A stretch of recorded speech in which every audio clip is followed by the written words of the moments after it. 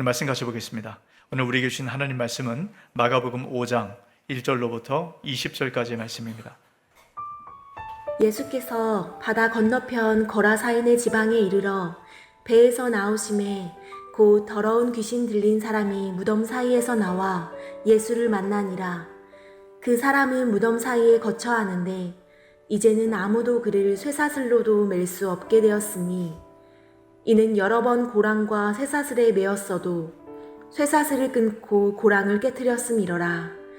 그리하여 아무도 그를 제어하림이 없는지라. 밤낮 무덤 사이에서나 산에서나 늘 소리 지르며 돌로 자기의 몸을 해치고 있었더라. 그가 멀리서 예수를 보고 달려와 절하며 큰 소리로 부르짖어 이르되 지극히 높으신 하나님의 아들 예수여, 나와 당신이 무슨 상관이 있나이까. 원하건대 하나님 앞에 맹세하고 나를 괴롭히지 마옵소서 하니, 이는 예수께서 이미 그에게 이르시기를 더러운 귀신아 그 사람에게서 나오라 하셨음이라. 이에 물으시되 내 이름이 무엇이냐. 이르되 내 이름은 군대니 우리가 많음이니이다 하고 자기를 그 지방에서 내보내지 마시기를 간구하더니, 마침 거기 돼지의 큰 떼가 산 곁에서 먹고 있는지라. 이에 간구하여 이르되 우리를 돼지에게로 보내어 들어가게 하소서 하니, 허락하신대 더러운 귀신들이 나와서 돼지에게로 들어가매 거의 2,000마리 되는 떼가 바다를 향하여 비탈로 내리다라 바다에서 몰사하거늘 치던 자들이 도망하여 읍내와 여러 마을에 말하니, 사람들이 어떻게 되었는지를 보러 와서 예수께 이르러 그 귀신 들렸던 자 곧 군대 귀신 집혔던 자가 옷을 입고 정신이 온전하여 앉는 것을 보고 두려워하더라. 이에 귀신 들렸던 자가 당한 것과 돼지의 일을 본 자들이 그들에게 알림해 그들이 예수께 그 지방에서 떠나시기를 간구하더라. 예수께서 배에 오르실 때에 귀신 들렸던 사람이 함께 있기를 간구하였으나 허락하지 아니하시고 그에게 이르시되 집으로 돌아가 주께서 내게 어떻게 큰 일을 행하사 너를 불쌍히 여기신 것을 내 가족에게 알리라 하시니, 그가 가서 예수께서 자기에게 어떻게 큰 일 행하셨는지를 데가볼리에 전파하니 모든 사람이 놀랍게 여기더라. 아멘. 아멘. 우리 앞지자로 인사하겠습니다. 오늘 인사할 때 이렇게 좀 인사했으면 좋겠어요. 풍성한 명절 되십시오. 네, 여러분 이제 명절이 시작됐는데요. 올해 추석은 아주 풍성한 그런 시간이 되었으면 좋겠습니다. 자, 우리가 이제 여러분 성경을 읽다 보면 참 이해가 되지 않는 그런 부분이 있고, 이게 도대체 나와 무슨 상관인가 그렇게 생각되는 이야기가 있어요. 그래서 때로는 이 성경이 좀 동화책 얘기 같기도 하고 이렇게 보여지는 부분이 있습니다. 여러분 오늘 말씀이 딱 그런 말씀인 것 같아요. 오늘 말씀은 귀신 들린 사람에 대한 이야기입니다. 여러분 귀신 들렸다 어떤 생각이 드십니까? 목사님 요즘 시대 무슨 귀신입니까? 또 요즘 뭐 귀신 들린 그런 사람들 여러분 본 적 있으세요? 여러분 주변에 있습니까? 이런 말씀이 그럼 도대체 나와 무슨 상관이 있을까? 여러분 아마 이런 생각이 드실 거예요. 그리고 오늘 말씀해 보면 여러분 귀신 들렸던 사람에게 나간 귀신이 돼지떼로 들어가죠. 2,000마리의 돼지가 떼죽음을 당하게 됩니다. 여러분 이 재산 피해가 막대하지 않습니까? 주님께서 왜 이런 기행을 행하실까? 도대체 이게 무슨 이야기일까? 이런 생각이 드실 거예요. 우리뿐만 아니라 여러분 역사적으로 보면 많은 사람들이 이 기적에 대한 이야기, 도대체 이게 무슨 뜻일까? 이해가 되지 않는 얘기들은 사실 좀 성경에서 빼야 한다. 그래서 이 복음서 말씀 중에 기적에 대한 얘기를 다 빼고 예수님의 가르침만 주님의 말씀으로 그렇게 행하려고 했던 많은 시도가 있었어요. 근데 여러분 잘 기억하십시오. 주님의 가르침뿐만 아니라 주님 행하셨던 이 기적들, 이것들이 여러분 함께 어우러져 가야 한다는 겁니다. 여러분 오늘 말씀도 이 말씀의 의미가 무엇인지 여러분 알기 위해서는요, 이 말씀 가운데 담겨진 그 앞의 의미 전체의 흐름 속에서 오늘 말씀을 보셔야 합니다. 그럴 때 우리가 이 말씀을 오해하지 않아요. 말씀을 단편적으로 딱 떼놓고 보면 전혀 나와 상관없는 얘기, 동화 얘기 이렇게 들려지게 됩니다. 자, 오늘 말씀이 어떤 의미를 갖고 있는가 여러분 좀 주목해서 좀 잘 보았으면 좋겠어요. 여러분 우리가 지난주에 나눴던 말씀과 함께 연결되는 말씀입니다. 그래서 지난주의 흐름을 통해서 같이 여러분 보실 필요가 있는데요. 여러분 예수님께서 지난주에 갈릴리 바다 건너편으로 가시다가 광풍이 일어났어요. 그래서 이 광풍을 잔잔케 하시는 말씀을 함께 나눴습니다. 여러분, 이 말씀은 주님께서 행하신 기적 이야기, 단순한 기적 이야기, 이것이 아니라 제자들을 훈련시키기 위한 제자 훈련의 과정이다라고 말씀을 드렸습니다. 그래서 낮에는 이론 수업을 하시고 밤에는 실습 수업을 하신 것이다, 이렇게 말씀을 드렸어요. 자, 여러분, 우리가 예수님의 제자로 살아가기 위해서는 이 두 가지 균형을 잘 잡아야 합니다. 여러분, 주님께서 말씀하신 가르침, 이것이 어떤 의미인가 잘 알아야 해요. 그래서 우리가 판피 학교를 하는 것 아니겠습니까? 이걸 통해서 여러분 이론적으로 지식적으로 잘 배우십시오. 근데 중요한 건 두 번째입니다. 그럼 이론적으로 지식적으로 배웠으면 이거를 실습해야죠. 그러면 우리께 되는 것이거든요. 그럴 때 진정한 제자 훈련이 나타납니다. 오늘 말씀도 그 흐름 안에서 보셔야 되는데요. 자, 그러면 이런 우리가 훈련을 받기 위해서는 뭐 제자 훈련뿐만 아니라 모든 훈련이 마찬가지입니다. 가장 중요한 핵심을 놓쳐서는 안 돼요. 그럼 주님께서 이 제자 훈련을 통해서 무엇을 말씀하시고자 하는가? 자, 마가복음 1장 15절에 이렇게 말씀합니다. 같이 한번 읽습니다. 이르시되 때가 찼고 하나님의 나라가 가까이 왔으니 회개하고 복음을 믿으라 하시더라. 여러분, 제자 훈련의 핵심은 하나님 나라의 복음입니다. 여러분, 이거 놓쳐서는 안 돼요. 여러분, 우리가 하나님 나라의 복음이 무엇인가, 그것을 주님께서 우리에게 알려주시고 그것을 경험할 수 있도록 주님께서 말씀을 하신다라는 겁니다. 자, 여러분, 이 제자 훈련에 대한 내용들을 가만히 보면 주님께서 이론 수업을 하실 때 비유를 통해서 이론 수업을 하셨다라고 우리가 지난주에 함께 나눴잖아요. 여러 가지 비유가 있었습니다. 근데 여러분, 이 비유 가운데 첫 번째 비유와 마지막 비유가 전체를 감싸고 있다라고 말씀을 드렸어요. 여러분, 첫 번째 비유가 어떤 비유였죠? 씨 뿌리는 자의 비유, 4가지 밭에 대한 이야기입니다. 마지막 비유는요, 겨자씨 비유에 대한 이야기입니다. 아주 작은 씨지만 이것이 자라고 자라서 새들이 깃들일 만큼 커진다라는 것이에요.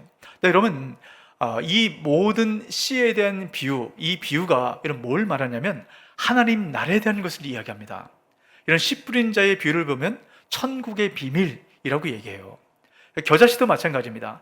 하나님 나라가 무엇인지 설명하기 위해서 겨자씨 비유를 이야기를 하는 거예요. 자, 그러면 주님께서 이론적으로 가르쳐 주신 제자 훈련, 뭘 얘기하는 겁니까? 하나님 나라가 무엇인가를 주님께서 가르쳐 주시고 설명을 해 주신 거예요. 자, 그러면 이론 수업이 끝났습니다. 그러면 그 뒤에 실습을 해야죠. 그럼 뭘 통해 실습할까요? 그 실습에 대한 내용이 오늘 말씀이에요. 여러분, 이렇게 오늘 말씀을 이해하고 보셔야만 오늘 말씀을 통해 주님 강조하신 핵심이 잘 드러나게 됩니다. 자, 그러면 하나님 나라의 실습이 무엇인가 오늘 말씀을 잘 보셔야 되는데요. 주님께서 지금 갈릴리 바다 건너편으로 가십니다. 이 반대편에서 제자들을 잘 훈련하시고 이제 반대편으로 건너가세요. 그러다 이제 풍랑을 만난 것 아니겠습니까? 그럼 반대편으로 왜 건너가셨을까요? 반대편으로 건너가신 이유가 뭘까요? 자, 오늘 말씀 이후에 21절 말씀에 보면 이렇게 이야기를 하죠. 예수께서 배를 타시고 다시 맞은편으로 건너가시니. 자, 이 말씀은 뭐냐면 주님께서 반대편으로 건너가셨어요. 그리고 오늘 말씀, 이 거라사에 있는 광인을 만난 이후에 바로 다시 건너편으로 건너오셨습니다. 자, 그러면 예수님께서 건너편으로 건너가신 목적이 분명하죠. 무엇 때문입니까? 귀신 들려 미쳐버린 광인이 된 이 사람 한 사람을 만나기 위해서 건너편으로 가셨다라는 것이에요. 여러분, 우리가 이 말씀을 잘 기억하실 필요가 있습니다. 여러분, 주님은 한 사람을 찾아가기 위해서 그 광풍을 뚫고 여러분 그 자리로 가셨다라는 겁니다. 여러분, 세상에 이런 신이 어디 있습니까? 여러분, 세상에 어떤 신이 인간을 찾아오는 그런 신이 있겠습니까? 여러분, 인간을 찾아온 유일한 신은 바로 예수님밖에 없어요. 이 세상에 어떤 신도 인간이 신을 찾아가지 신이 인간을 찾아온 경우가 없습니다. 보통 모든 종교들은 인간이 신을 찾아갑니다. 어떤 방법으로 찾아가죠? 신이 감동할 만한 것을 갖고 가요. 때로는 큰 재물을 갖고 갑니다. 재물을 드려서 신이 감동해서 나에게 복을 주시도록. 그럼 모든 종교가 다 그렇게 이루어집니다. 또 어떤 종교는 치성을 드려요. 아주 새벽부터 시작해서 치성을 드리고 이 공을 들여서 또 선행을 행하고 신이 감동할 만한 그런 일들을 하면 여러분, 신이 거기서 감동을 받아서 이제 복을 주게 되는 이제 그런 경우가 되겠죠. 하지만 예수님은 다릅니다. 하나님이신 예수님은 우리를 찾아오세요. 이런 우리가 살아가는 이 세상은 광인과 같이 이런 미쳐버린 이런 세상 아닙니까? 이런 그런 세상에 우리를 찾아오십니다. 그래서 우리가 구원을 받게 된 것이에요. 주님께서 우리를 찾아오시지 않았으면 우리는 절대로 구원받을 만한 그런 사람들이 아닙니다. 여러분 한번 생각해 보세요. 여러분 어떤 사람들이십니까? 지난 시간들 생각해 보세요. 여러분 우리가 구원받을 자격이 있습니까? 아니요, 여러분 멀리 생각해 볼 필요도 없어요. 지난 한 주간 한번 생각해 볼까요? 제가 지난주에 그런 말씀 드렸습니다. 여러분 우리 인생에 풍랑이 칠 때, 주님께서 우리와 함께 하실 때, 주님을 깨워서 주님 인생의 주인 되실 때 주님께서 그 풍랑을 잠잠케 하신다고, 그래 두려워하지 말고 염려하지 마라 라고 말씀을 드렸습니다. 그래서 풍랑이 있을 때마다 피하지 말고 마주 대하라 라고 말씀을 드렸어요. 어떻습니까? 한 주간 그렇게 살아가셨나요? 한 주간 우리 삶을 보면 참 불평하고 원망하고 인생의 풍랑 가운데 도대체 왜 내 삶 가운데 이런 문제가 있는가? 여러분 똑같이 되풀이되는 그런 삶 살아가지 않습니까? 그냥 문제 있을 때마다 그냥 피하고 회피하고 그냥 그렇게 우리가 살아가는 그런 모습이 있습니다. 우리가 스스로 우리의 모습을 볼 때도 한심하지 않습니까? 저는 제 모습을 보면 한심해요. 야, 그렇게 주님 찾아오셔서 구원을 베풀어 주셨는데 어떻게 그 은혜를 잊어버리고 이렇게 늘 두려워하고 염려하고 걱정하며 이렇게 살아가는가? 근데 여러분, 주님께서 그런 우리를 찾아오셨고 지금도 찾아오고 계신다는 겁니다. 절대로 주님께서 우리를 떠나지 않으세요. 주님께서 우리를 찾아오실 때 하나님 나라가 시작됩니다. 그래서 그 주님을, 우리를 찾아오신 주님을 우리가 모셔드릴 때 그 하나님 나라의 풍성한 은혜를 경험하게 되는 것이에요. 여러분, 하나님 나라는 주님 찾아오심으로 시작되고 그 주님을 모셔드릴 때 우리 삶 가운데 하나님 나라가 실제가 됩니다. 오늘도 우리를 찾아오시고 우리와 함께 하시는 그 주님으로 인해서 여러분 주님 주신 그 천국의 기쁨과 감격의 은혜가 저와 여러분 삶 가운데 가득하게 되시길 주의 이름으로 축복합니다. 여러분, 하나님 나라는 이런 것이에요. 자, 그런데 여러분, 주님께서 그 한 사람을 찾아가기 위해서 어떤 장소로 찾아가셨는가? 우리가 이 장소를 좀 주목해 볼 필요가 있는데요. 자, 1절 말씀입니다. 예수께서 바다 건너편 거라사인의 지방에 이르러 라고 말씀을 합니다. 자, 지금 이 말씀을 조금 더 구체적으로 명확하게 말씀드리면 데가볼리 지역의 거라사 지방으로 가셨다라는 겁니다. 여러분, 데가볼리라는 말은 두 단어로 이루어진 말이에요. 데가라는 말은 데카라는 말입니다. 우리 숫자로 10개라는 게 10개. 그리고 볼리라는 말은 폴리스라는 말입니다. 도시라는 의미죠. 그럼 데가볼리라는 말은 10개의 도시로 이루어져 있는 지역이라는 것을 여러분 알게 될 겁니다. 그러니까 이 10개의 도시 중에 거라사라는 지방이 그 안에 들어가 있다는 거예요. 그럼 이 데가볼리는 당시에 로마의 퇴역 군인들을 위해서 건설된 그런 도시라고 이야기를 합니다. 그럼 로마의 퇴역 군인들, 그 사람들이 살아가는 곳이에요. 그러면 여러분, 그 장소가 어떨지 느낌이 오시죠? 가장 로마스러운 곳입니다. 이런 로마의 특징은 아주 부유함과 향락, 그런 곳이 이런 로마예요. 그리고 로마는 많은 신들을 섬깁니다. 황제까지 신으로 섬겨요. 수많은 잡신들을 섬깁니다. 그러면 이 데가볼리는 이런 귀신들의 도시라고 생각해 볼 수 있습니다. 여러분, 귀신들의 도시이기 때문에 귀신 들린 그런 사람이 생기는 것 아니겠습니까? 여러분, 이 귀신들의 도시의 특징을 이렇게 표현을 하게 되는데요. 자, 2절 말씀입니다. 배에서 나오심에 곧 더러운 귀신 들린 사람이 어디에서 나왔다고요? 무덤 사이에서 나와 예수를 만났다라고 얘기합니다. 여러분, 지금 더러운 귀신 들린 사람이 무덤에 살고 있었대요. 여러분, 이 무덤이 바로 이 데가볼리를 그대로 드러내는 특징입니다. 여러분, 무덤이 뭡니까? 죽은 사람들이 있는 곳이에요. 죽음이 있는 곳이 무덤입니다. 여러분, 겉으로 보기에는 부유하고 풍요하고 그 모든 것을 다 갖고 있는 것처럼 여러분 그렇게 보여지는 곳이 데가볼리입니다. 하지만 그곳의 실상은 무덤과 같다라는 거예요. 여러분, 왜 그럴까요? 여러분, 모든 것이 생동감이 넘칩니다. 모든 것을 다 누리고 살아갈 수 있어요. 사람들이 다 기뻐하고 즐거워하고 기쁨 가운데, 향락 가운데 살아갑니다. 근데 왜 그곳이 무덤일까요? 그것이 무덤인 이유가 있어요. 자, 7절 말씀 우리 같이 한번 읽습니다. 큰 소리로 부르짖어 이르되 지극히 높으신 하나님의 아들 예수여, 나와 당신이 무슨 상관이 있나이까? 자, 여기까지요. 지금 귀신이 했던 얘기입니다. 뭐라고 얘기합니까? 나와 당신이 무슨 상관이 있나이까? 지금 이 귀신들은 예수님과 상관없는 그런 삶을 살아가고 있다라는 것이에요.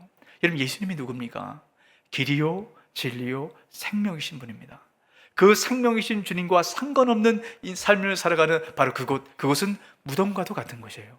여러분, 아무리 많은 것이 갖춰지고 아무리 좋은 것이 있다 할지라도 생명의 근원 되신 주님께서 그곳에 계시지 않으면, 그것과 상관없으면 그것은 무덤입니다. 죽음인 것이에요. 그래서 이 대가볼리는 주님과 상관없는 삶을 살아가는 타락한 이 세상을 의미합니다. 그럼 이 귀신 들린 이 한 사람은 타락한 세상에서 살아가는 바로 그 한 사람들, 많은 이 죄악된 사람들을 의미하는 것이에요. 오늘도 우리가 이 타락한 이 세상 가운데 살아갑니다. 이것을 오늘 성경의 표현으로 바꿔보면 귀신이 우리를 지배하는, 귀신이 우리를 억누르는 그런 세상 속에서 우리가 살아간다는 것이에요. 여러분, 귀신이 눌러가는 이 타락한 세상의 특징을 오늘 광인의 모습을 통해서 우리가 살펴볼 수 있는데요, 오늘 3절 4절 말씀을 잘 보시기 바랍니다. 그 사람이 무덤 사이에 거처하는데 이제는 아무도 그를 쇠사슬로도 맬 수 없게 되었으니 이는 여러 번 고랑과 쇠사슬에 매어서도 쇠사슬을 끊고 고랑을 깨뜨렸음이로라. 그리하여 아무도 그를 제어할 힘이 없는지라. 자, 지금 이 귀신 들린 사람을 계속 쇠사슬과 고랑으로 제어를 하고 있습니다. 근데 그럴 때마다 자꾸 풀어 제끼는 거예요. 처음에는 묶여 있었겠죠. 근데 이 귀신의 힘이 강하다 보니까 자꾸 고랑을 풀어 제낍니다.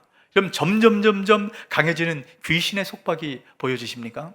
여러분, 이 세상을 귀신이 그렇게 우리를 속박한다는 거예요.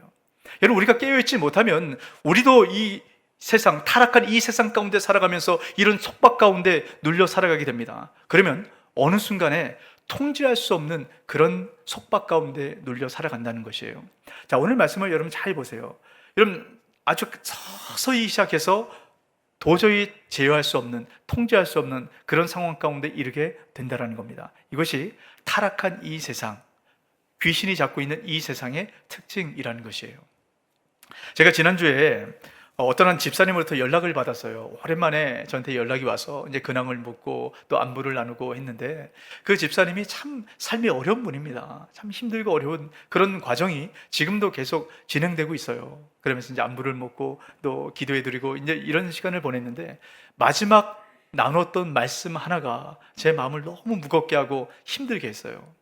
그 집사님이 오랫동안 함께 기도하고 힘든 시간을 이겨나가고 그 하나님의 살아계심을 고백했는데, 그럼 그 모든 시간이 지나면서도 뭔가 좀 잘 풀려지지 않는 것 같으니까 이 집사님이 뭘 찾아갔냐면 사주를 보는 데를 찾아갔다라는 거예요.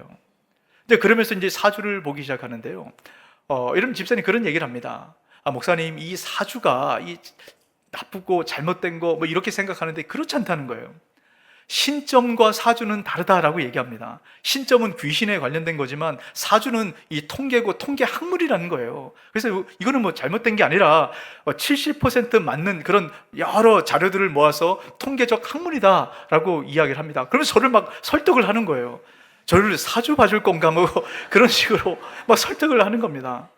제가 그러고 나서 이제 제가 다음 일정 때문에 그거에 대해서 이제 권면을 드리고 이제 전화를 끊었어요. 근데 그건 너무 마음이 불편한 거예요.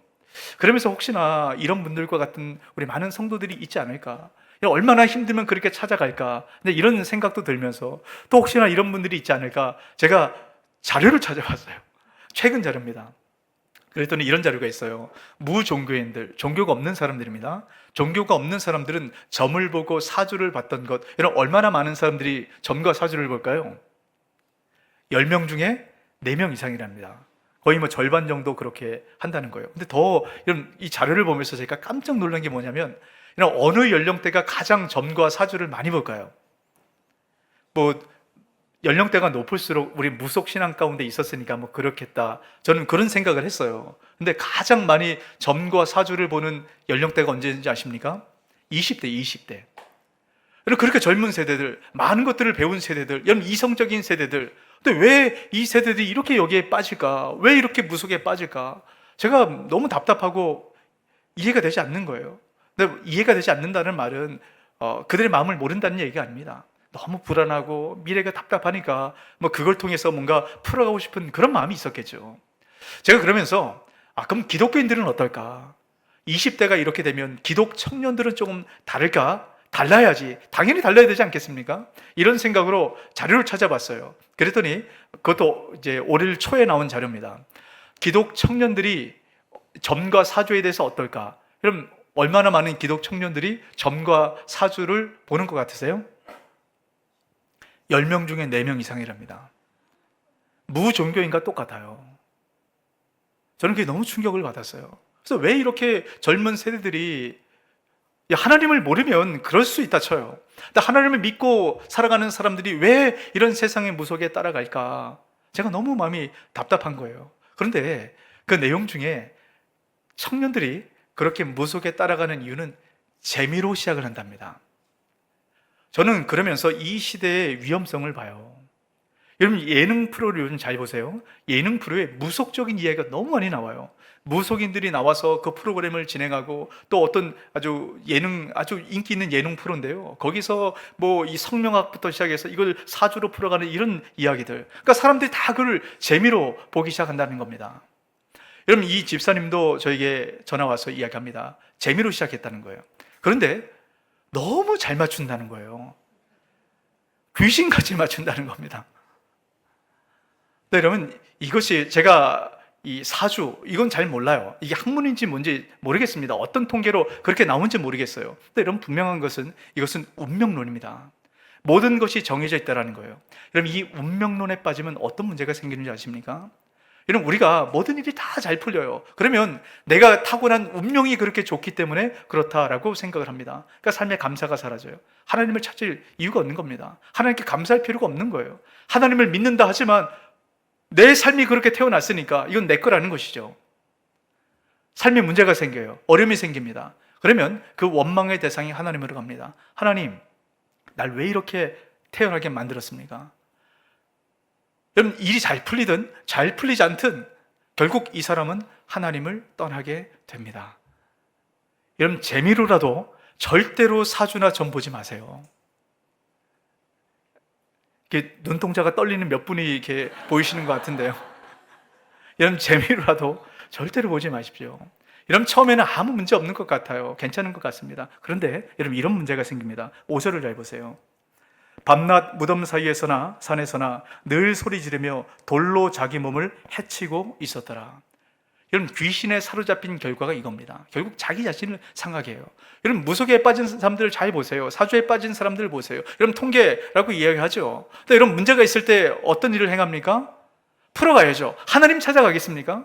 하나님, 내 사주가 이렇게 됐는데 하나님, 이 사주 좀 좋게 바꿔주십시오. 찾아가겠어요? 하나님 찾아가지 않고 여러분, 점쟁이랑 무속인을 결국 찾아갑니다. 그러면서 내 가진 거 다 거기 마치고 나중에 거기에 속박되어서 내 삶에 모든 문제가 있을 때마다 거기 찾아갑니다.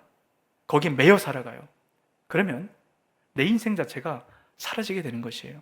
그래서 결국 하나님을 떠나고 황폐한 인생을 살아갑니다. 그러면서 다른 사람들에게도 그런 피해를 전가해요. 혹시나 여러분 주변에 점이나 사주를 보러 가자 하는 사람이 있다면 저에게 신고를 하십시오.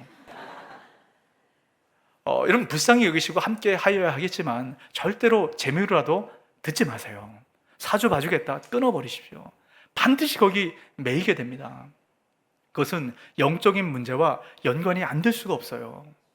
여러분, 우리가 살아가는 이 세상은 끊임없이 이런 악한 타락한 세상 속에 살아가기 때문에 이런 이 귀신의 속박들이 우리를 얽어매려고 합니다.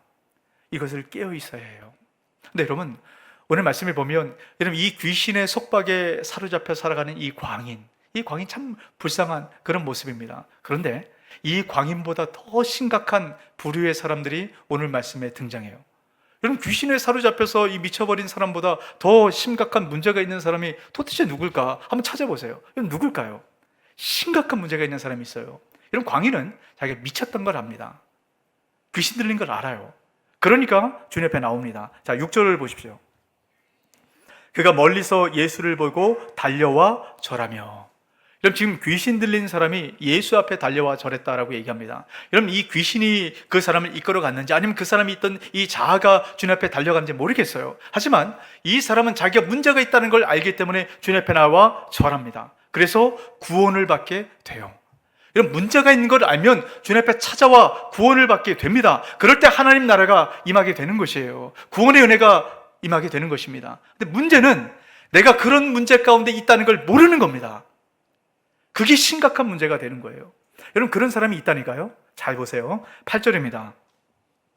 이는 예수께서 이미 그에게 이르시기를 더러운 귀신아 그 사람에게서 나오라 하셨습니다. 자, 지금 예수님께서 누구에게 이야기하십니까? 귀신 들린 사람 안에 있는 귀신에게 나와라, 그 사람에게서 나와라 라고 말씀합니다. 그랬더니 귀신의 답을 잘 보세요. 10절입니다.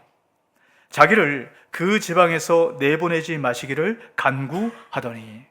자, 지금 예수님은 누구에게서 나오라 라고 말씀했습니까? 그 사람, 귀신 들린 사람에게서 나오라 라고 말씀을 하고 있어요. 근데 지금 귀신은 뭐라고 얘기합니까? 나를 이 지방에서 내보내지 말아 주십시오. 무엇을 의미합니까?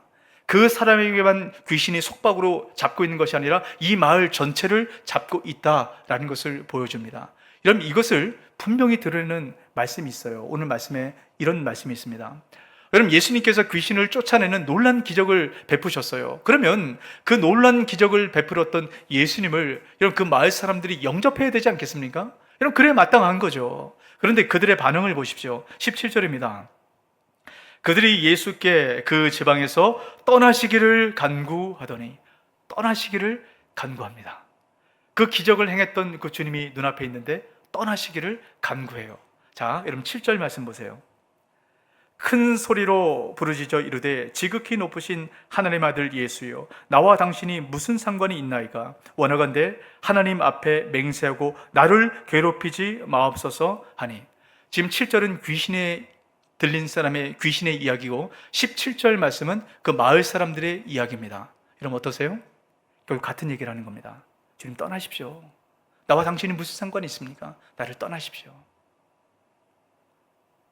이 마을에 살고 있는 사람들은 귀신의 속박에 잡혀 있음에도 불구하고 그것을 깨달아 알지 못합니다. 그러니까 그 주님을 영접하지 못해서 결국 주님과 상관없는 그런 타락한 이 세상에 사로잡혀 살아가는 이런 그런 인생으로 살아가게 된다는 것이에요. 여러분, 왜 이런 어리석은 선택을 했을까요? 이런 그런 분명한 기적이 눈앞에 있음에도 불구하고 왜 이런 어리석은 선택을 했을까요? 이런 그런 이유가 있습니다. 자, 13절입니다. 허락하신데 더러운 귀신들이 나와서 돼지떼에게로 들어가매 거의 2,000마리 되는 떼가 바다를 향하여 비탈로 내리다라 바다에서 몰사하거늘. 지금 귀신 들렸던 사람에게서 귀신이 빠져나와서 돼지떼로 들어갔습니다. 얼마나 많은 돼지가 죽었어요? 2,000마리요. 여러분, 지금 돼지 한 마리가 60만 원이래요. 2,000마리면 얼마요? 12억이요. 여러분, 귀신 하나가 빠져나와서 돼지떼에 들어갔는데 12억. 여러분, 그 마을에 귀신 들린 사람이 한 사람만 있을까요? 마태복음에 보면 2사람이라고 이야기를 합니다. 최소한 2사람 이상 그 마을에 있었다는 거예요. 여러분, 이 사람들 생각은 어떻습니까? 그 사람들 생각에는 돼지떼를 통해서 잃어버릴 그 재산에 대한 염려로 가득했던 겁니다. 여러분, 이들이 사로잡혀 있는 귀신은 뭐냐면 탐욕이에요. 탐심입니다. 이 재물에 대한 욕심, 이것에 지금 사로잡혀 있기 때문에 주님께서 구원의 은혜를 베풀어 주신다라고 말씀하셔도 그들은 지금 거절하고 있는 것입니다. 우리가 살아가는 이 세상도 마찬가지입니다. 여러분, 우리가 귀신 얘기하면 뭔가 입에 칼 물고 나타나고 머리 풀어 헤치고 이런 걸 귀신이라고 생각해요. 여러분, 그게 사단의 속임수라는 겁니다. 여러분, 귀신은 그런 게 아니에요. 귀신이라는 것은 타락한 이 세상에 우리를 잡고 살아가는, 이 죄악에 그대로 살아가는 어둠의 세력들을 이야기를 합니다. 탐욕이 바로 이 세상을 속박하고 있는 귀신인 것이에요. 여러분, 이 탐욕이라는 것은 굉장히 우리를 속박합니다. 자, 여러분 오늘 말씀을 감안해 보시면 여러분, 이들은 이 재물에 대한 염려 때문에 주님을 멀리했습니다. 여러분, 이것은 주님께서 앞에서 이론 수업을 통해서 보여주셨던 4가지 밭 중에 한 밭과 유사해요. 어떤 밭일까요? 가시떨기 밭입니다. 여러분, 가시떨기 밭을 이렇게 표현합니다. 마가복음 4장 19절입니다. 세상의 염려와 재물의 유혹과 기타 욕심이 들어와 말씀을 막아 결실하지 못하게 되는 자요. 이 대가볼리 지방은 재물에 대한 염려, 이 욕심, 유혹, 이것 때문에 결국 그 말씀을 거절합니다. 말씀이 자라지 않는 것이에요. 여러분, 우리가 살아가는 이 세상은 이런 탐욕이 가득 우리 삶을 속박하고 우리를 사로잡으려고 합니다. 요즘 살아가는 우리 시대를 이렇게 표현합니다. 돈이면 귀신도 부린다. 그만큼 돈의 위력이 굉장한 거예요. 성경에 보면 하나님과 견줄 수 있는 유일한 대상을 돈이라고 얘기합니다. 탐욕, 이라고 얘기하는 것이에요. 여러분, 왜 그럴까요? 그만큼 돈만 하나님과 견줄 수 있습니까? 아니요. 돈이 가진 치명성 때문입니다. 자, 누가복음 12장 15절에 쉬운 성경으로 이렇게 표현을 합니다. 이어서 예수님께서 사람들에게 말씀하셨습니다. 온갖 욕심을 경계하고 주의하여라. 재산이 아무리 많더라도 사람의 생명이 거기 달려있지 않다. 자, 여기 보면 온갖 욕심을 경계하고 주의하라. 온갖 욕심은 탐욕을 이야기합니다. 재물에 대한 욕심을 이야기하는 거예요. 여러분, 다른 욕심은, 다른 죄, 이것은 주님께서 이렇게 강조하신 경우가 별로 없어요. 근데 탐욕만큼, 재물에 대한 것만큼은 조심하고 조심하고 조심해라 라고 말씀합니다. 여러분, 이유를 잘 들어보세요. 여러분, 우리가 죄라고 얘기하는, 누구나 명백히 죄라고 알고 있는 것들이 있습니다. 예를 들면 살인 같은 거예요. 여러분, 살인 누구나 다 죄라는 걸 압니다. 도둑질 다 죄라는 것 알죠? 간음하는 것 다 죄라는 걸 압니다. 자, 그런데 여러분, 이 죄를 짓다가, 내가 예를 들면 이런 겁니다. 도둑질을 하다가, 야, 내가 지금 도둑질을 하고 있구나, 이게 잘못됐구나 깨달아 알고 중간에 멈추는 경우가 있을까요? 그런 경우는 없어요.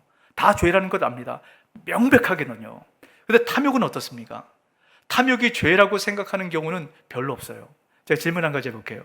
여러분, 나는 정말 만족하고 부유하고 지금 너무 풍성한 그런 삶을 살아간다라고 생각하시는 분은 발을 살짝 한번 들어보세요. 손 들면 편하니까. 여러분, 그런 분 있으세요? 아무도 없을걸요? 늘 부족한 겁니다. 많이 가져도 늘 부족해요. 그 이유는 나보다 더 뛰어난 사람, 많이 가진 사람, 이 사람과 비교하면서, 야, 저 사람은 저렇게 많은데, 저 사람은 저렇게 쓰는데, 저 사람에 비하면 난 아무것도 아니지, 나는 검소하지, 이런 생각 갖고 있기 때문입니다. 이게 탐욕의 위험성이에요. 여러분, 우리가 살아가는 이 세상은 끊임없이 이 탐욕이 우리를 속박하려고 합니다. 여러분, 이것뿐이겠어요?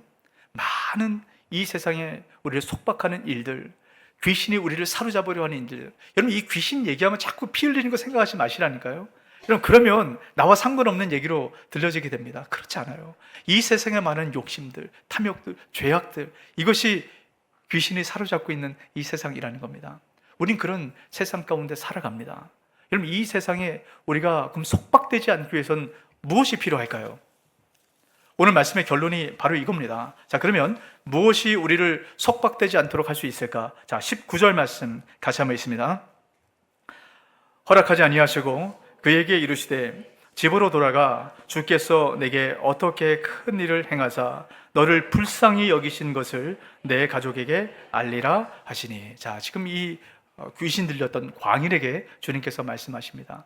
하나님께서 너를 어떻게 불쌍히 여기셨는가, 그것을 사람들에게 알리라 라고 말씀을 합니다.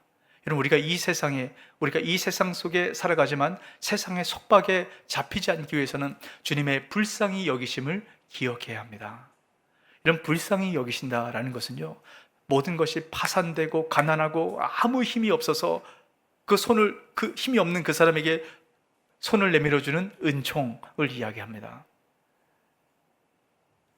불쌍히 여기심을 받기 위해서는 내가 아무런 가치가 없고 비참하고 주님 아니면 살아갈 수 없는 그런 고백을 할 때 불쌍히 여기심을 받게 되는 것이에요. 요한계시록 3장 20절 말씀입니다. 우리 같이 한번 읽어볼까요?